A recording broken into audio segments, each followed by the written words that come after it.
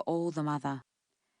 And if an observant person watched them working there, side by side, and saw the way they moved their limbs in the swing of the task, the rhythm of their bodies, that person would acknowledge the resemblance. Rosa had always thought Celia's farm was one of the most beautiful properties in the district. The orchard radiated out from the packing shed yard like chunky slices of a pie, bordered by windbreak rows of conifers. The gravel road continued from the shed for another 200 yards up to Celia's small weatherboard house, with its deep verandas, chicken coop, and veggie garden all tucked in, almost hidden, inside a boundary of hedges and old, generously proportioned trees.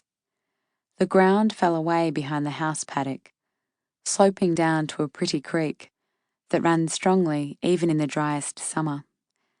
At this time of the year, the comic book green foliage of the fruit trees came from a different colour palette to the muted olive green of the surrounding wedges of bushland and the hazy grey-blue shape of the hills beyond that.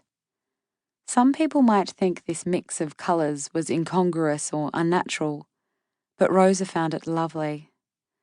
When Rosa looked out into the orchard again, she saw that Celia and Zoe were emptying their picking bags into the bins on the trailer and climbing onto the small tractor they used to ferry the fruit. Celia drove along the track that looped around the far end of the orchard, where there would be some blessed shade by this time of the day. Leaving Zoe down there to keep picking, Celia then brought the tractor up to the packing shed. "How are you going in here, Rosa?" asked Celia. She scooped up a peach from the bin and inhaled its scent. "The Red Havens are perfect. A day over, if anything." Red Havens were always the first variety of the season on this farm, and as it happened, Rosa's favourite. The strident ring of the telephone made Rosa wince, as it always did, the sound bouncing around the tin walls of the shed. In the corner, a wooden desk and small filing cabinet served as a farm office. Celia had run an extension line down here from her home phone, with a robust ringer aimed out into the orchard so she wouldn't miss important calls.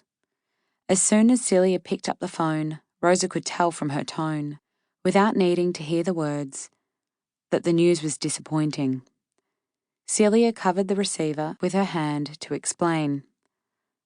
"Roy's in hospital. Poor guy. Cracked a couple of vertebrae."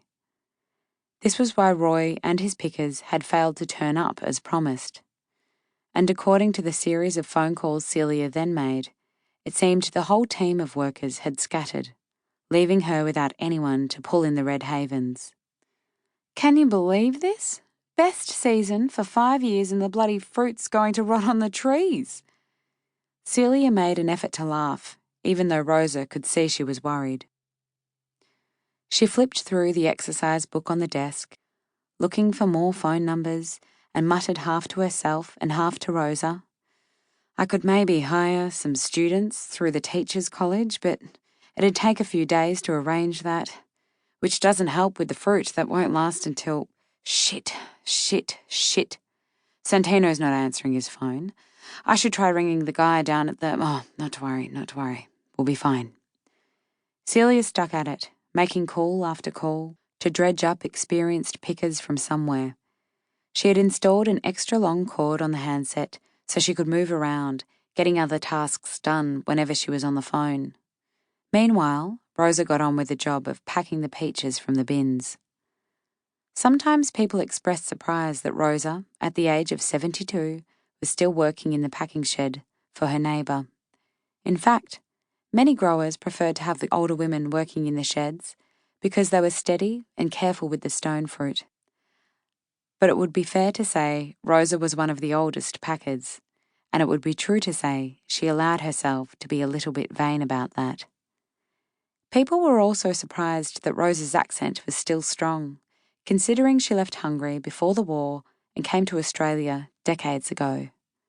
But because she had always spoken Hungarian with her husband Sandor when they were home together, the old accent got itself cemented in.